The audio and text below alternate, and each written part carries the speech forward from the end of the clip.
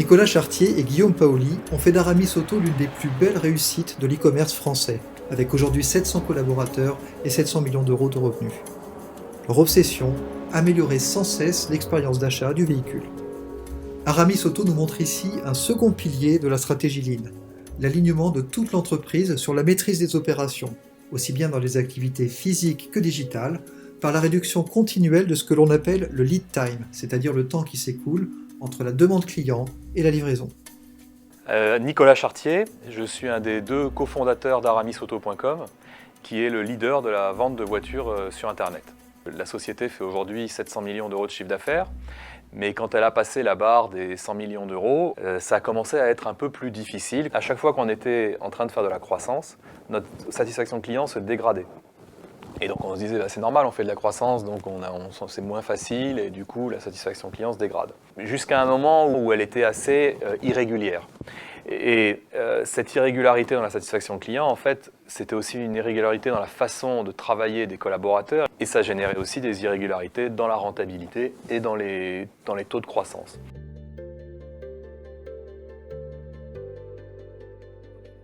En tant que CEO, au bout de 15 ans de job de CEO, alors avec plusieurs phases différentes, on finit par s'épuiser et par se fatiguer, et il y a tout un tas de problèmes qu'on n'a pas réussi à résoudre.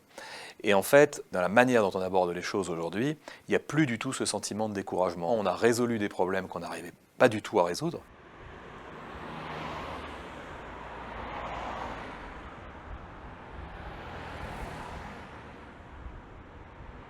En juillet 2017, ce qui s'est passé, c'est que je me suis retrouvé avec plus d'une centaine de voitures sur mon parc, sachant que j'ai un capacitaire de 70 véhicules, donc forcément ça bloquait quelque part. Ça nous a permis de découvrir que finalement notre chaîne de logistique n'était pas optimale, puisque d'un point de vue transport, on nous poussait les véhicules, et aujourd'hui, on fait vraiment en fonction de ce que souhaite le client. Le client, son véhicule, je vais le recevoir au plus tard 2 jours avant.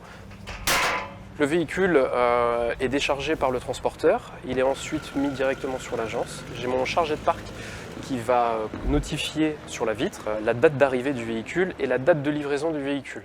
Donc moi, ce qui va me permettre déjà, ne serait-ce que visuellement, de pouvoir me dire si, quand je fais mes tours de parc, de voir s'il y a une problématique sur ce véhicule-là.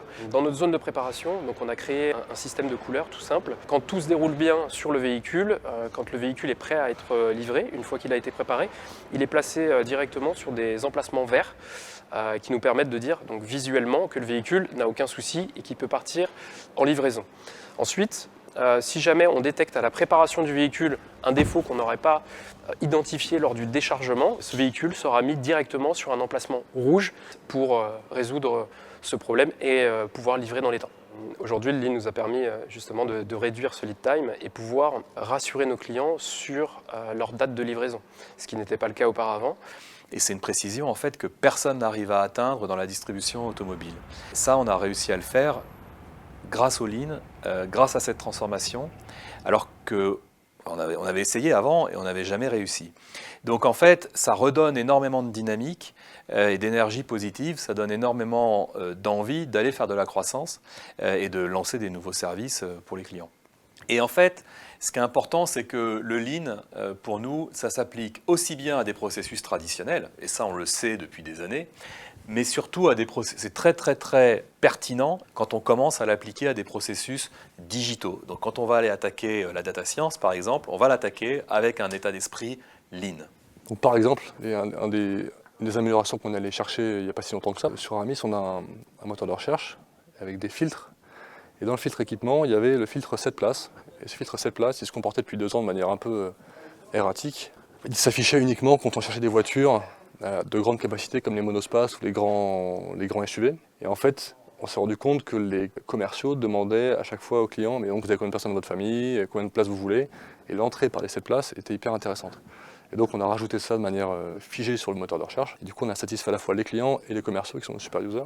Ce qui est très important, c'est que le Lean a une image d'optimisation des process.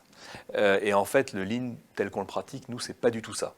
In fine, ça amène à de l'optimisation de process et de suppression de gâchis. Mais le Lean tel qu'on le pratique, c'est qu'on va faire travailler On va tous travailler sur nos processus pour mieux comprendre comment ils fonctionnent, pour mieux servir nos clients. Et ça développe notre apprentissage en fait. Donc tous les jours, on cherche les problèmes, soit grâce à des outils qu'on a sur le site, comme des analyses de cartes de chaleur, comme des retours analytiques, soit directement sur le terrain. Et en fait, on pense que la création de valeur, elle va se trouver dans la résolution des problèmes de manière générale. C'est-à-dire que plus on a de problèmes, entre guillemets, mieux on se porte. Bon, il y a un moment où il ne faut pas qu'on en ait trop, mais en fait, les problèmes avant, c'était vraiment considéré comme des bugs, et on les planquait un peu, c'est-à-dire qu'on n'avait pas forcément les affichés sur les murs. Maintenant, les problèmes, c'est des opportunités de faire grandir le business, de satisfaire le client, on les met sur le mur, on les, entre guillemets, on les affiche pour mieux les affronter, donc c'est hyper intéressant. Et ça change tout parce qu'en fait, dans le mindset des collaborateurs, même dans mon mindset à moi, comme on part du client et qu'on part de son problème, la probabilité pour qu'on se trompe, en fait, qu'on perde du temps sur une mission qui n'est pas la bonne, est beaucoup plus faible qu'avant. Alors qu'avant, on partait plutôt du collaborateur, en tout cas des patrons, et puis on descendait les trucs, sans trop savoir si on visait le bon problème.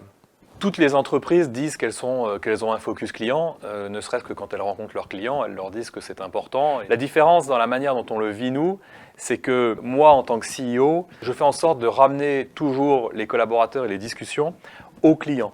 Pour illustrer ça, notre COMEX, toutes les semaines, commence systématiquement au service client. Donc on commence toujours le COMEX, par un cas client. En général, c'est un problème, histoire de pouvoir parler de ça. Et c'est des problèmes parfois très opérationnels. C'est un problème sur un pneu qui a été livré, par exemple. Mais c'est une manière de toujours ramener les sujets aux problèmes des clients.